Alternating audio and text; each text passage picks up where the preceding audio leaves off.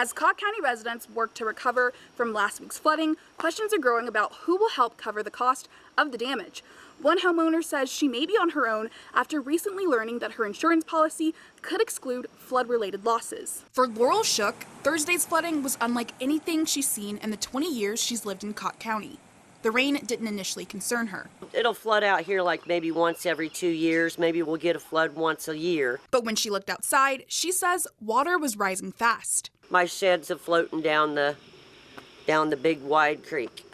Nearly 4 feet of water filled her garage. Floodwaters damaged appliances, storage items, water equipment, and her car. Everything was just everywhere, and just mud and yuck and just gross. Now as she cleans up, she's facing another hurdle.